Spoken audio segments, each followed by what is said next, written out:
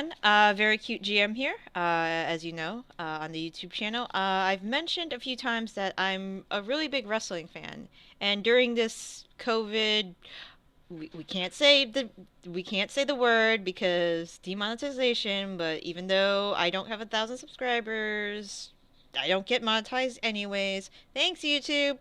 I'm here with my real life friend, Ryan, who is, I would say, he is my wrestling buddy.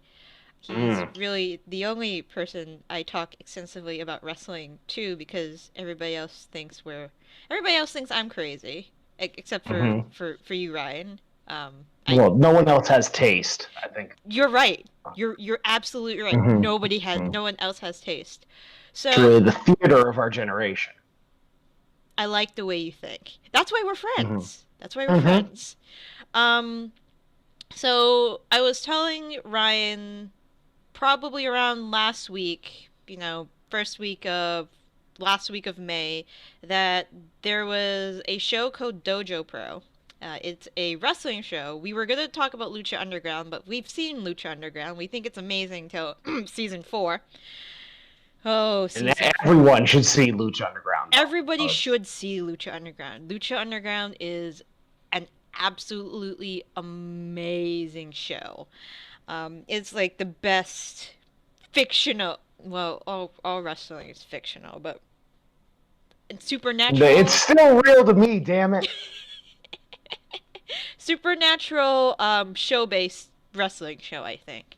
But I heard of Dojo Pro because there was Wrestle Talk. We're doing a top 10 ugliest belts, and Dojo Pro's belt happened to be on there. So I was like, I've never watched this show. The person says the show's pretty good. Let's watch the show. It's Corono season, and I have Amazon Prime, and we might as well watch this. So we're just gonna do a discussion. Doesn't matter how long it goes. If you like this, do the whole commenting, liking, subscribing, yada yada yada yada yada. We'll probably still do this. Because we the world is crap. The world is absolute crap right now, and we need a distraction. Only right now, right? Like it was fine before, but now it's. I 2020 can just go into to burn in a dumpster forever. So, Dojo Pro. Let's just start with the basics. We'll just start with the synopsis because that's probably the best way to describe this. So, as the Amazon Prime website says, and I'll put a link of the website link to the show in the description. Dojo Pro presents the ultimate professional wrestling opportunity, a gauntlet competition in which 13 independent wrestlers, including stars Joey Janela, James Storm, and Jeff Cobb, fight their way up the ladder. The winner of each match receives the Dojo Pro White Belt and continues on. At the top, the Dojo Pro Black Belt and a shot at the Ring of Honor World Television Championship. Apparently, this show was, let's see, it, I'm not gonna lie, I looked at the IMDb page and I didn't find much on it. The only useful things I found on it were the company credits, and the company credits are Laugh-O-Gram Studios. Have you ever heard of Laugh-O-Gram Studios? um, Childhood favorite of mine. Oh, of course. They are also famous for As Dreamers Do, which currently has a 3.5 rating on IMDb. Welcome Home, Dick Van Dyke. A Pirate for a Day. In 1922, director Walt Disney. This can't be right. So, I mean, were any of those also wrestling tournaments, or No. was this the only wrestling tournament credit? This appears to be the only wrestling tournament. Okay, okay. And well, and I should not. I assume not just tournament. There's probably zero wrestling, like anything, Mm, right? I don't think these other productions have anything to do with I wrestling. bet you Dick Van Dyke can go though. Maybe, You know? Okay. maybe. It's not rated on here, so I don't know if it's a documentary, of course. Mhm. Um, but yeah, we're getting ahead of ourselves. So when you first went on the Amazon Prime page or whatever website you use to view this spectacular show. What did you think of the description of it? Like during the beginning of the show, they told you how the gauntlet was presented and who was in it. What were your initial thoughts? Um, I mean, I was going in completely blind, other than told me how fantastic the belts were, Yeah, and beautiful belt, beautiful belt. so I didn't realize that the whole thing was a ladder style tournament, and um, I like it because doesn't love a good old wrestling tournament, Hmm. you know, and it's different. The mix of talent I thought was pretty interesting. Um, I don't know if you noticed in the rankings when they go through the ladder. Number 7 is Brandon Cutler, I did notice that. and he is between number 8 Joey Janela and number 6 James Storm.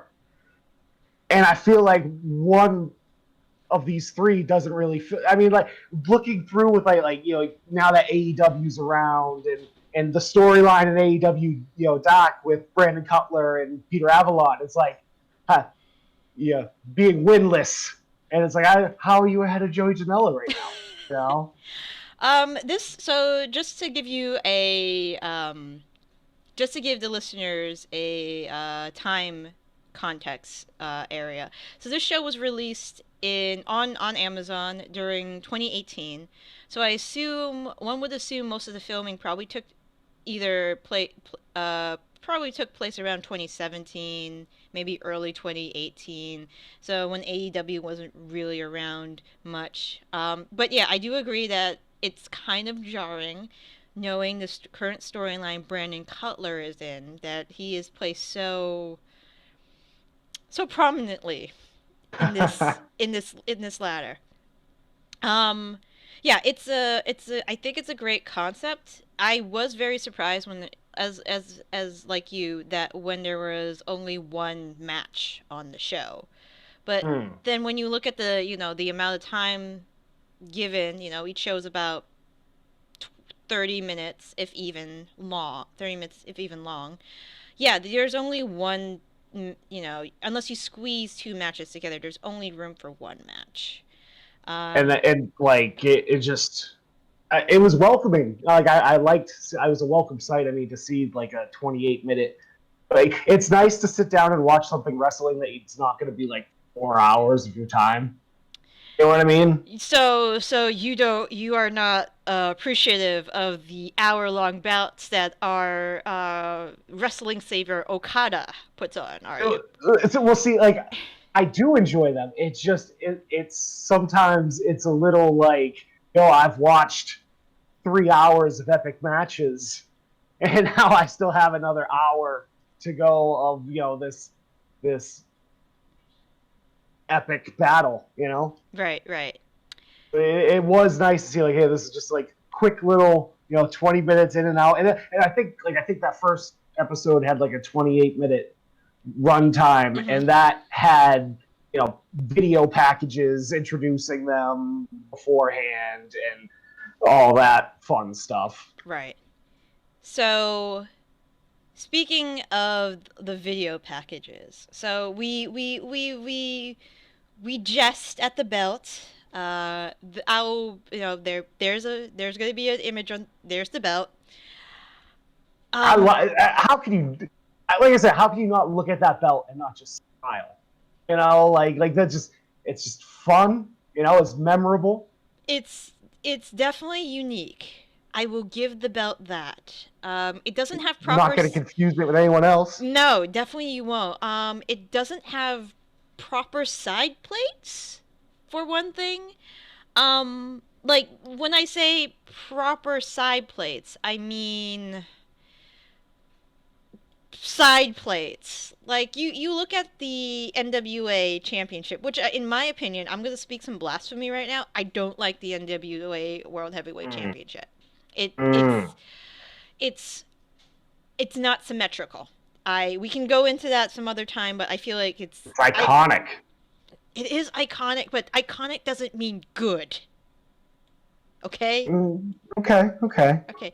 I mean, I consider something good like the winged eagle. The winged eagle is a beautiful belt. I mean, I don't think anyone's gonna argue with Yeah. that.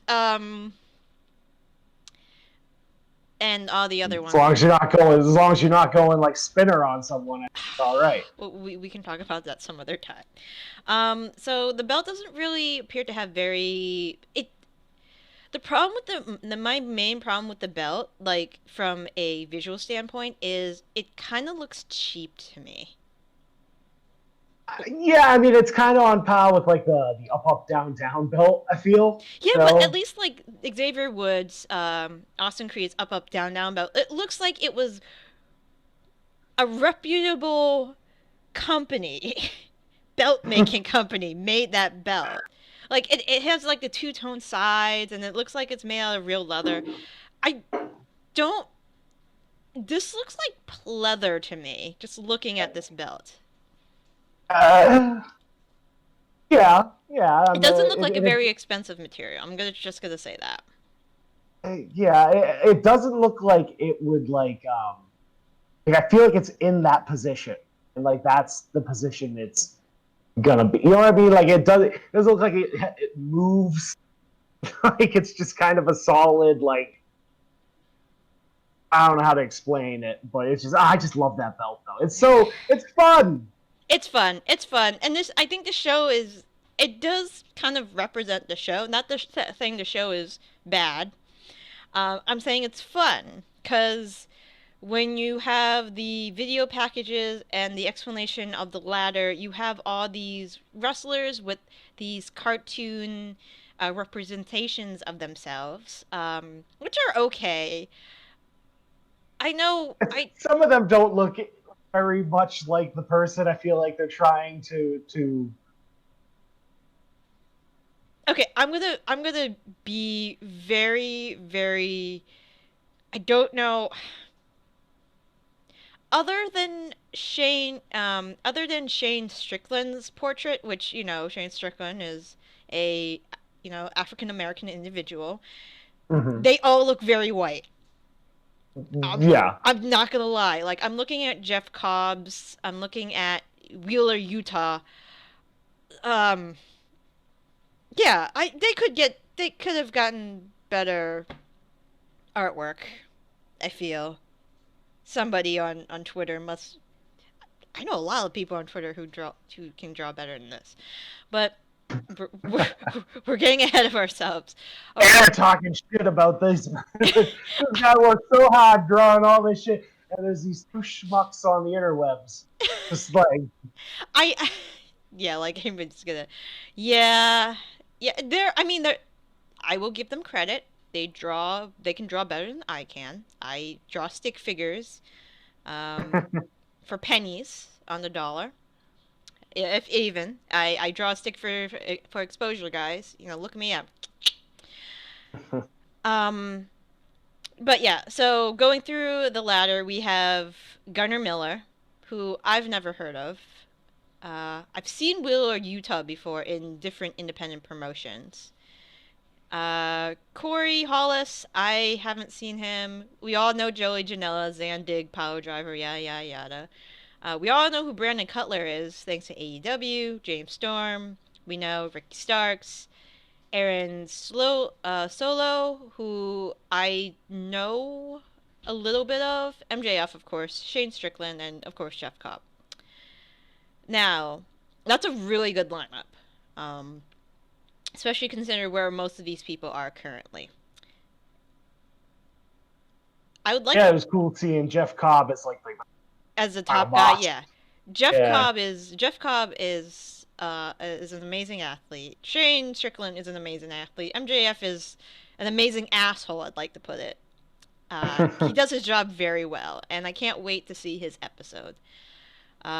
Ricky Starks, who was formerly signed with the NWA, was their television champion. Now is currently unsigned, I believe. Who knows where he's going? And yeah, a couple others. I want to get to the I want to get to the wrestlers themselves. So we're presented with two wrestlers in this show. The first one being Kevin Koo, the second one being Kerry Awful. Now, I know a little bit of what you think about Kerry Koo already, but what was your first impression of Kerry Koo?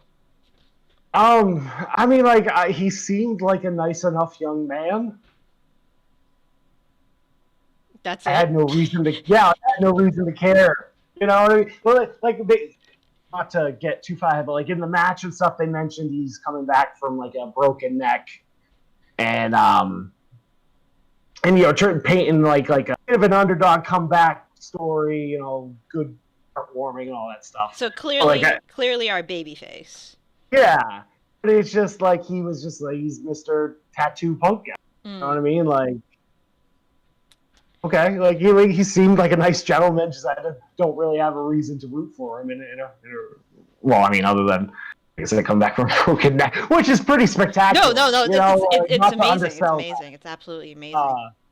But like, yeah, like he's just I don't want to say boring, but like I was like, okay, like as white bread as a tattooed Korean man can be, I guess. So I suppose, generic would be a good word to describe him. You would say. Yeah. So I also understand it's a lot. I feel like it's a lot more difficult to make a good first impression as a face as a heel. That's true. It's really difficult. Especially in this day and age where we all know that wrestling is scripted. Wait, what? Oh, damn! Sorry about that. I'm gonna need a minute. All right. So I have a different perspective. So because I am an Asian American, I feel I kind of connected a little bit with Kevin Koo, that more than you did. That being because he sounded like I think he's first or second generation Asian because he kind of went through he hid his tattoos from his parents. He wasn't really mainstream, and if you know anything about like some Asian cultures, it's really looked down upon if your child becomes a punk rock wrestler. I went through similar things. I hid my tattoos for a while from my family. They know now, though. They've seen pictures. We haven't confronted yet. Hi, Mom. I don't think she listens to this. So being a Asian American that was into not so mainstream stuff growing up, I kind of understood where Koo was coming from. That being said, I did not find him, other than that, very. I was not pulled to him, and that being said, I don't think I'm this show's target demographic. Do you want to elaborate on that a little bit? Well, first of all, I believe the target demographic for Dojo Pro, being a wrestling show, would probably be geared towards, your typical wrestling fan, usually of the male demographic. Other than people in New Japan Pro, like watching New Japan Pro Wrestling, I don't think the Asian audience is their target demographic. Okay. So if you think that he was not very captivating, then I don't know. I don't know how he's supposed to relate to the rest of the wrestling audience. I felt even I felt like there was a twinge of interest, but that twinge was like, he's Asian, he has tattoos, he's a punk rocker. I can relate to that. Yeah, he came back from a broken neck. That's really great for him. But other than that, I was like, okay. Like you see, like I would go get a beer. Yeah, with I this get. gentleman, hey. True, I'd love to grab a beer with him and just like pick his brain about make music and wrestling. But other than that, I mean, I wouldn't make him like the face of a major company, you know? Well, I mean, not once again, not to get too far ahead of myself. I don't think he's going to run the full ladder. You don't think he's? Yeah, I'm okay. gonna lay it on the line right now. Episode 1, and he's not gonna. He's win not the gonna black make belt. it through. Okay. Mm-mm. Yeah, we don't know. We both don't know the outcome of this like entire series, so we're just watching it one episode at a time. All right. So Kevin Koo, generic. Great that he is came back from this injury. Now let's talk about Kerry Awful. Were you familiar with either one of these two? No, before him? I did not Okay. know either one of these guys. So this was Yeah. like really nice to like have just people I've never heard of. Mm-hmm. So Kerry Awful is Just an awful man. he's an awful He's not. man. He's not nice. He's not nice. Yeah. What was your He first had. impression? Well, that. I think they did a good job with his video pack. I mean, Kevin Koo's was good as well. Like his little promo video package. Kerry's I thought was better. It had a lot of like Mankind's intro, like the Mankind JR interview from like the 90s. Right. Kerry, Like it had a lot of that. right. Kerry, you got what he was about like immediately, which was it's great when you can do that with a new character. It's very good. And his later on, getting a little bit ahead of ourselves, the commentator said that he was part of a tag team called the Carnies. So Yeah. he nailed that. He absolutely nailed that. And I would be interested in seeing more of his work now. You know what I mean? Like I'm interested enough that I would go. I mean, I say that yet I haven't. I would go look up more of his matches, see some of his tag team work. Like it piqued my interest. Yeah, definitely. So he definitely has the look. Definitely caught my attention. I did not, when I first heard him speak, I did not think that voice matched the person.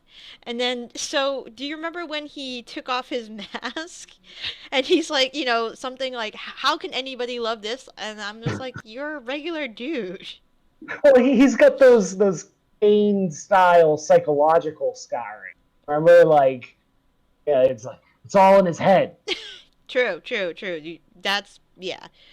Um, when he first revealed his face, and he had like the curled mustache, I was just like, Yeah, that part did kind of throw me off. It was kind of like you're this hideous thing, but you take the time to perfectly wax your back. And I that mean, takes a little time. That takes a little yeah, time. but I mean, you got the whole Connie thing going, and that really kind of drives that.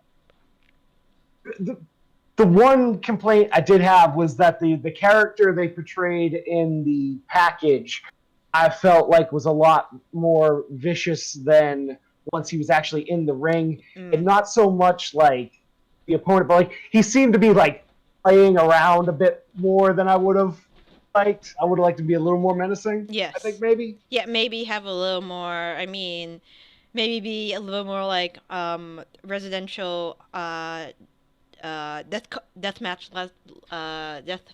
legend Dr. Luther. if we want to go like full tilt here. But that being said, I didn't really have a problem with this character. It's just I thought he was a little nicer of a person in the ring than he was in the package. True. But yeah, of the two, I definitely gravitated more towards Kerry Awful for sure, personality wise. Um, Before we get to the match, I want to talk about the commentator. Mm-hmm. So, the first episode of Dojo Pro has a single man commentator. I don't remember his name. I'm actually going to look it up. His first name was Mark, I believe, but Mark something. What was your first impression of the commentary? Being honest with you, the fact that I don't remember much of it is probably like it's hard to I think to do a single commentator like wrestling match. You know what I mean? Like it's not something anyone can do. Right. And like yeah, I don't really remember much of it. So I thought about that. I'm looking at his. Okay, it is the same person. I'm just making sure that I got the right actor. So apparently, according to his Second City page, Mark Warzeka, I can't say names, is a comedy writer living in Los Angeles. He recently wrote for Disney's digital Babel brand and was a writer on season 2's Comedy Central Detroiters. And this is the man who is a commentator. I'm trying to see if he has any other wrestling experience because I don't. Yeah, I don't see him in any. Just looking at his IMDb page, I don't see him on any other wrestling work. So I think he really needed somebody to bounce off of. It was very difficult for me to listen to him. Oh, he was on a show with Matt Hardy and John Morrison and Sean Devari, apparently. Okay, like a wrestling program or just like a television? It's called On Your Mark Show with Mark E. Extreme. I'm assuming that's like a game show. Pro wrestling talk show hosted by backyard entertainer Mark E. Extreme, interviewing pro wrestling stars of WWE, Impact Wrestling, ROH, and beyond. Okay. So he's the backyard guy. I don't know. He was just or on like, the show. These two schmucks don't even know who Aki is. No, we don't. We're trash. We're absolutely trash. Bunch of filthy casuals. But I really think the commentator really needed someone to bounce off of. He was very generic. I think he was trying to be not color commentator, but play-by-play guy and like babyface commentator at the same time. And I just feel like because he didn't have anybody to bounce off of, it didn't come out the way he wanted it to be. Like he kept on talking about, how awful Kerry Awful was, but and he did do some underhanded things like he ripped at the ear and the eyes and stuff like that a couple times. Yeah, but I just felt like the commentary definitely needed a second person. I just don't like at the time I thought it wasn't great, and now that time has passed, a couple days has passed since I've watched the show, I don't remember it at all. He wasn't very captivating.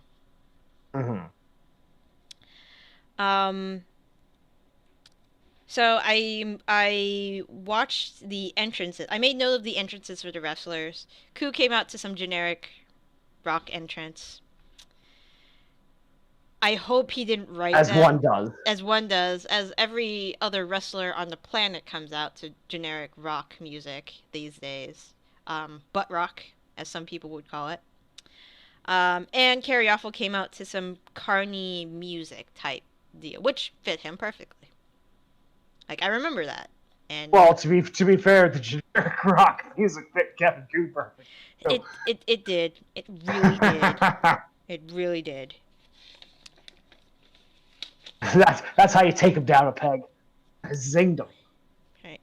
Amanda was our referee. I note she had pink shoes. Yeah, I also wrote down pink shoes. Pink shoes. Was the ring mic'd? I got the impression that the ring was not mic'd.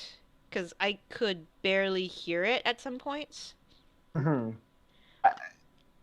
Yeah, I don't believe so. But I mean, at the same time, you could hear them perfectly. Like, everything in the ring, I felt like them talking, maybe.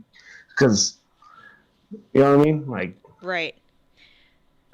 Super Brain Buster! Yeah, I remember that part. So, what did you think of the match? So, I have all my notes, like, the rest of my 3 pages of notes were on the match themselves. I wrote down, like, I'll just give you the first page because it's a small notebook. Start of the match: Coup headlock, shoulder tackle, not success. Coup was not successful. Awful shoulder tackles.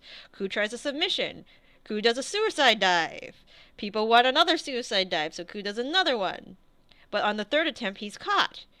And then Awful starts doing some arm stomps. Then do you stomps think his they head. coached the crowd? Like, do you think is the crowd in on it, or do you think that was a organic one more time? Okay, so you bring up a really good point about the crowd. So I thought the crowd was Like, they tried. They really tried. Compared to the Lucha Underground crowd. Like, the Lucha Underground crowd sounds like they're not given too much to go on. They sound very organic. Well, I mean, they're the believers. They're to believe. Yes, you're right. But I felt this crowd was kind of. They were probably told certain things. I think they were probably told certain things they could or could not say. Maybe they were too afraid to get a little rowdy. I don't know. It's just like they were subdued. Is my best description of them. Mm-hmm. I mean, it's a very intimate little studio they're in too. You know, It is a whole lot of people there. Were there even barricades? I think so. Was there? I'm trying to get a look of the ring right now. There's the entrance. Maybe not because of the whole at the end with with the fan. Oh yeah, you're right. Okay, so before we get to that part. Yeah, I don't want to get too far ahead of myself. So, Awful starts to stomp the arm, then stomp his head, and works the arm, then continues being a heel and working the arm. Then we get our Kevin comes back from, not yet, continues to work the arm. Awful does a pin attempt, he does a leg drop, tries to hook both legs, does the twisting ear thing you mentioned. Mean man. Yep. We have European uppercuts from Coup, I believe, afterwards. A couple lariats. Coup valiantly fights out of Awful's neck submission. I think the lariat was called a gargoyle lariat. Because they said it's one of his signature maneuvers. Eventually, Coup fights out, tries to go for a GTS, screams super brain buster. God, I hate. That's my wrestling pet peeve. I hate when people yell shit. I do too, but I understand why they do it. Then they dropped this tidbit during commentary. Apparently, Kevin Coup was trained at the Killer Kowalski school, which is nice. That maybe they should include that in this package or something. Well, they needed something for the zest for the commentary. You can't throw it all in the hype package. Awful tries to get heat by arguing with the ref. Coup drop kicks. Then Coup attempts a top rope gut buster. Awful grabs a rope after that. There are some strike exchanges, and then Ku does Splash Mountain. Apparently, that's Ku's finishing move, Splash Mountain. It's an ankle. It's the ankle lock, and he stomps the head. Well, I mean, it was like a high like single leg crab, right? Yeah, high single leg. Yeah, he like did a single leg crab, started hitting the head. Yeah. I mean, to be fair, if someone did that to me, I wouldn't like. I'm tapping. Like that can't be pleasant. It's not the most visually impressive professional wrestling maneuver. No, it's not. But if some guy was just kicking you in the back of the head while torquing on your leg, like, yeah, okay. So that's about the match. It was kind of. I wasn't really impressed. I felt like if you really want to grab people with this show, you need a really impressive match. I mean, maybe something like a Ricochet somebody else match or something like that. Yeah, you just get like an elite talent. And yeah, because there's so many Ricochets around. You can just go find a Ricochet. Well, I mean, you could like Amazing Red was probably available, or I mean, they got Shane Strickland. Why couldn't it have been him or? Because he's number 2, so at most they could only afford him for 2 matches.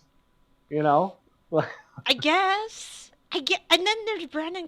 All right, so if I had to give this match a rating, I would give it out of 5 stars. I'd give it 2.5 to 3. How about you? You don't agree? That might be a little generous. Like, I don't want to be. It was fine. Like, it was a serviceable match. You're right. It was fine. It's just like, and for like something to grab my attention. Like, I'm gonna watch it because I like wrestling, you know what I mean? Like I'll keep watching this, and like it was fun enough. Like, yeah, the match wasn't anything that'd be like, oh, now I'm hooked, Actually, just for comparison, I want to see who were the people in the first Lucha Underground episode. Because that. Hey, John Morris. Oh my God, are you serious? Was it John Morris? Because wasn't they have like a not like an Aztec Warfare? Wasn't there like a big match at the end of the first one to try and find like it ended up being like Puma and Morrison? I'm looking through Lucha Underground episodes. But yeah, this match did not grab me. It was I thought it was Yeah. All right. So, I mean, like, it was fine. I think it being, like, going back to an earlier point, it being 28 minutes was one of its strong points. Mm-hmm. Like, if this was like an hour and a half, like, episodes, it would have been a lot more of a struggle to get through. It would have. So I'm looking at the Wikipedia page for Lucha Underground Season 1. So in the first episode, we had Blue Demon Jr. and Chavo Guerrero. Right. We had Son of Havoc, who is what's his name? What's his real name? Crap. Oh.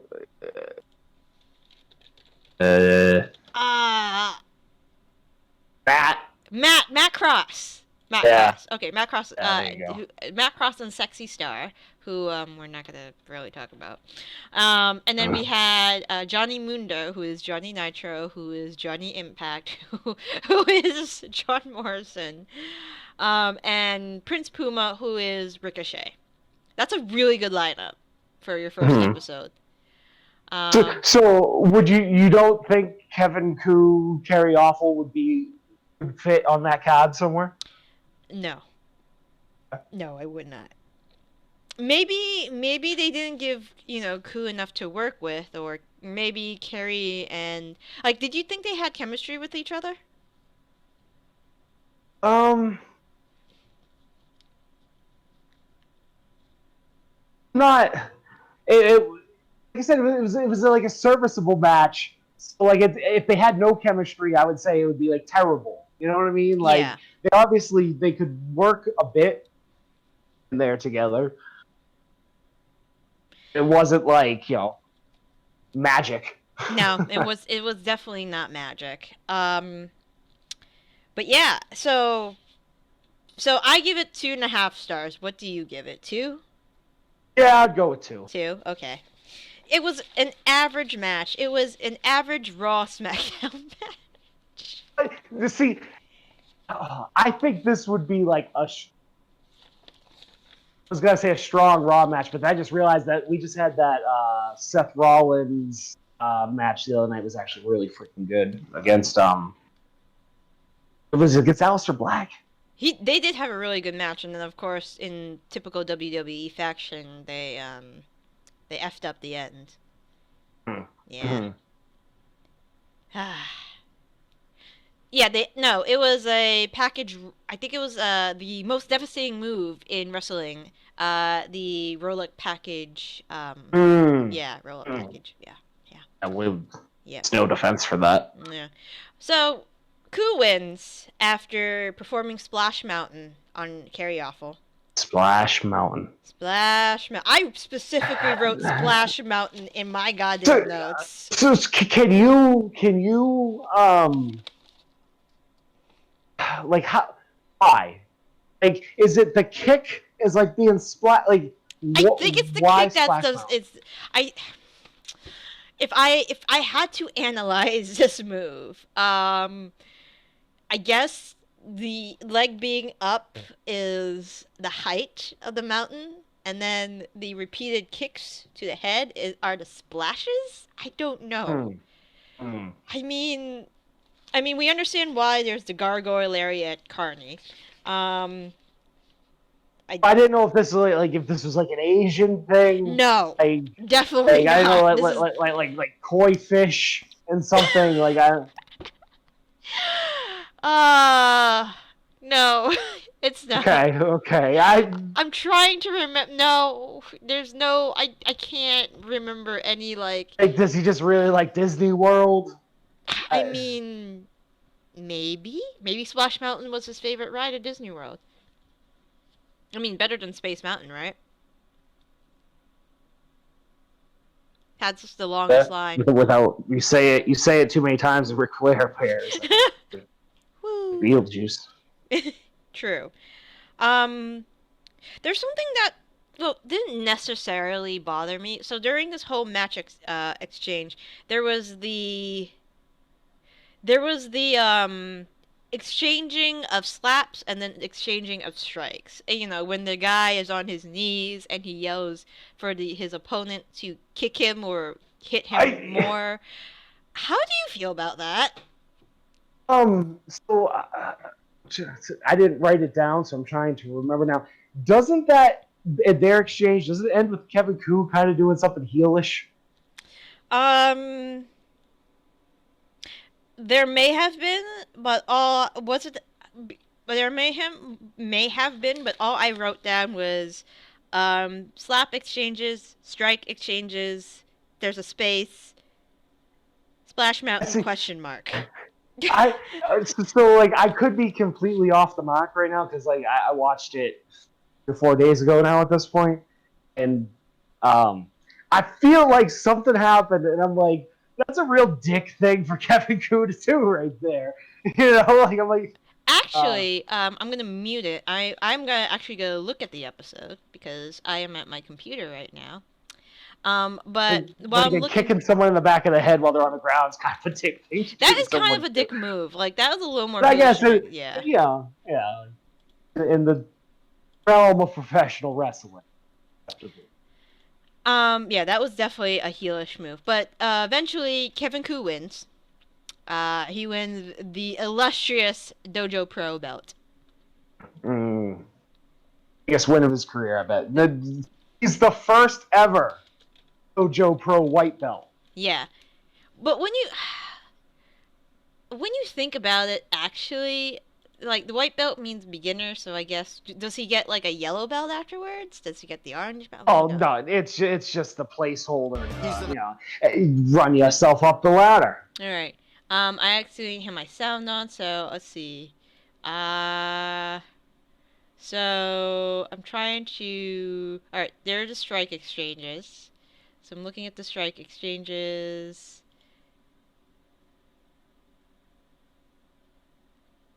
Nope, that's okay. So there we go. Oh. All right. So the opponents, during the part we're talking about, Kevin Koo gets on his knees. He starts shouting. He starts gesturing to himself, telling Awful to hit him. There's slap exchanges. There's a couple slap exchanges. Both of these guys actually have ink that needs to be filled in on their backs. Now that I've noticed this. Mm. All right, so there's slap exchanges. Koo tries to run to the ropes, but Kerry stops him. Kerry runs the ropes. Kerry then lariats Koo. And then he tries to toss Koo to the outside, but doesn't.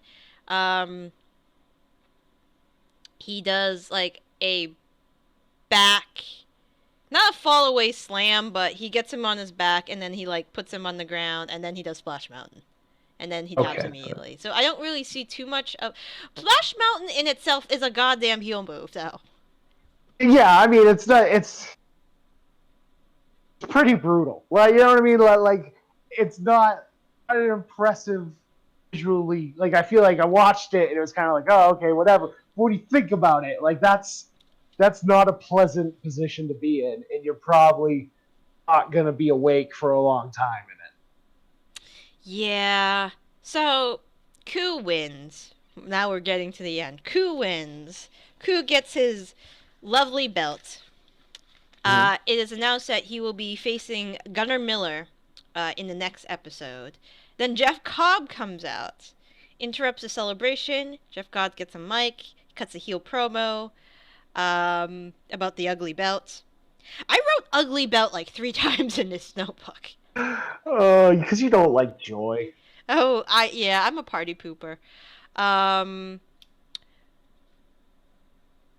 the promo, Cobb takes out an audience member, gives him the tour of the islands in the ring, and yeah, we end the show on that. We end the show on Jeff Cobb taking What out did you think of Cobb's heel promo? like his promo? Yeah.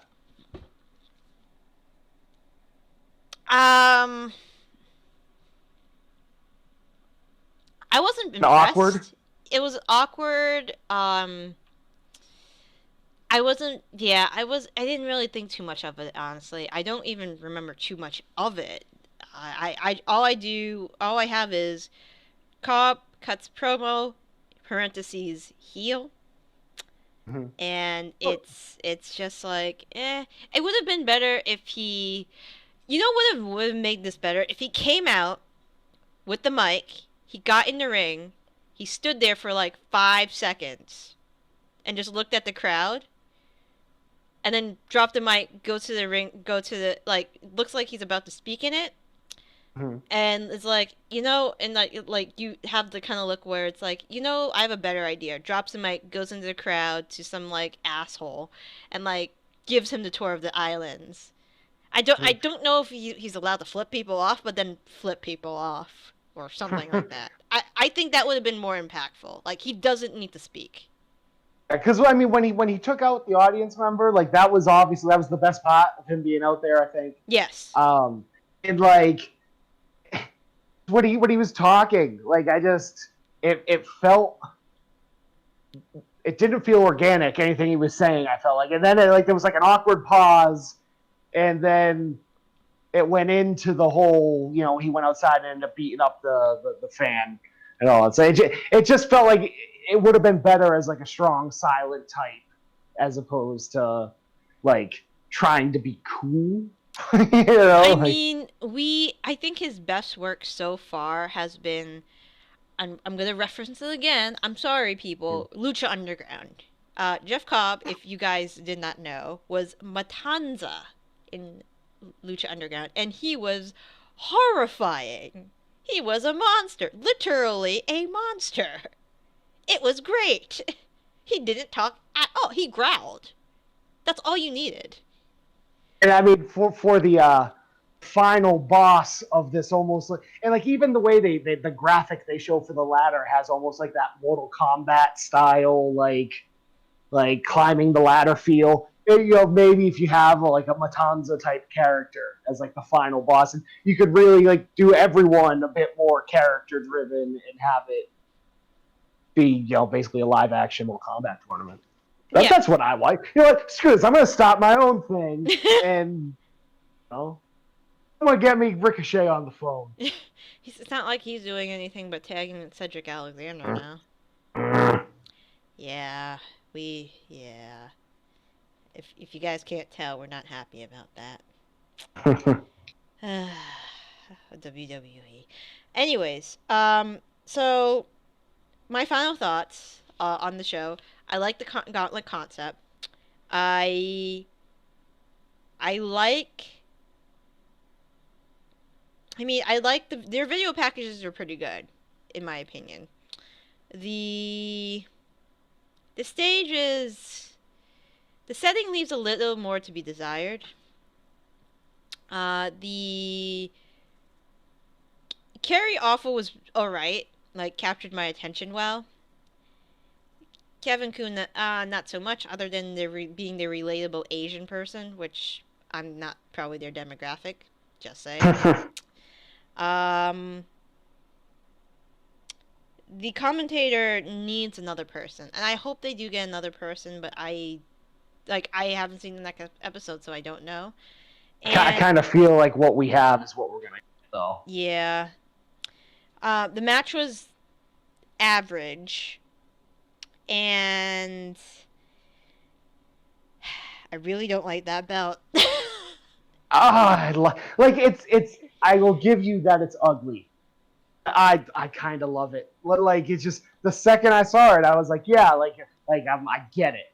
I was like, I'm on board. All right. What did you like about the show, and what do you think they could do better with? Um, like I said, love the concept. Um, the time again, you gotta love a half hour that you can just watch and then like be on your way. Um, I'm looking forward to a lot of the competitors later. You know, the guys that I'm more familiar with as a fan. Mm-hmm. I popped a little bit when I saw James Storm in there. Like, Yes. I've always liked James Storm. He is yeah, James Storm is currently, I believe, NW Tag Team champion with Eli Drake, if I don't remember correctly. So, you know, when I saw that got me excited. So you know there's gonna be good matches down the line. And like I said, not saying that this one was terrible. It was fine. So yeah, I think it's gonna be good. I did get I don't know, this might just be me, but looking ahead to Garner Miller, you know, in the next episode, kind of, he looks like a fun size. It was fun size as I think he's listed as like 6'1", like a fun size Matt Morgan. Yeah, he does. He does. Apparently, in the synopsis for the next episode, he's called the People's Captain. I'm assuming this is another a heel. I don't think they're gonna go face on us on the second episode. I think he's a heel as well. I'm looking at Kerry Awful's Twitter page right now. He looks like he is in bar wrestling, run by the famous Dick wrestler Joey Bryan. Looks like he does things for GCW, run by I believe the lovely Joey Janela. Um, yeah, he gets around. He's currently 34. I think I will try to catch some of his tag matches. Um, the apparently he tags with a person in the Carnies called Nick Iggy. Hmm. Yes. Okay. Yeah. I would So be interested in seeing their work. yes. But oh my god, I'm looking at the Dojo Pro thumbnail right now. I didn't realize that Kevin Koo wore like a bandit style mask to the ring. Yeah, with like The teeth? Is the that teeth? demon teeth type deal. That's how freaking generic I. Oh my god. I don't even remember this guy's ring entrance. I remember like Kerry's ring entrance more because he is carny. Did he have the like? I see the face mask on mine. Like when I went to the website, did he actually have it when he entered the match? I thought he just had the leather jacket Um or vest or whatever. uh I'm gonna mute this and see. So it looks like Kerry Awful had the mask when he came in. He had the ass at the ring entrance. Well, And then, and Kevin Koo did too. let me see, Kevin Koo. Kevin, where are you, Kevin? Yes, Kevin also had his mask as well. Okay, okay, yeah. So that is how much we don't remember this. If you weren't sure he was Asian, the like I think demon he's mask. going. I think he's going with an oni motif with his mask. Actually, now I'm looking at it a little closer. Or I can just be like making this stuff up because I'm trying to relate his gear with his Asian heritage. That sounds. Oh, I'm a terrible person. I mean, what is wrestling if not kind of racist? It You know is. what I mean? It is kind of, yeah. All right. So that's pretty much our thoughts. Concept is good. Match was average. Wrestlers were average. I mean, didn't hate either one of them. You know what I mean? It was just No, I didn't hate. They did not have, as some people said, go away heat. X-Pac heat. Which I don't completely understand because I've only been watching wrestling for 5 years. The man always did his job kind of well. I'll take your word for it. But yeah, I can't wait to talk about the next episode against this Gunnar Miller. I would love to watch some of his matches before the episode, but I don't want to be spoiled by anything. Well, maybe like.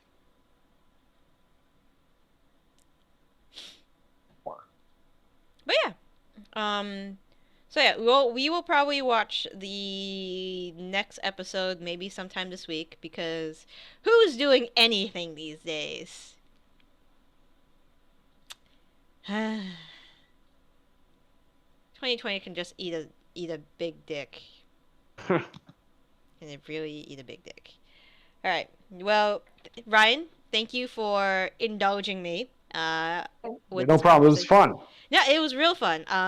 We'll do this again when we watch episode 2, and I can't wait to hear your thoughts, and I can't wait to see what this Gunnar Miller is about, and I kind of hope Kevin loses. Mm. That's my big hope for the next episode because He's just not doing it for you. No, even like the Asian relation thing is Saving him. It's not saving him at this point. The more Okay. I talk about it, the more I'm like, yeah, you should watch this guy because he has cool tattoos. All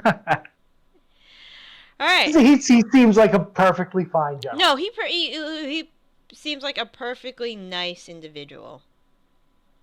I'm just not really feeling his character. All right. Well, thank you again, and we will probably come back next week with or same week with the next episode. Thank you.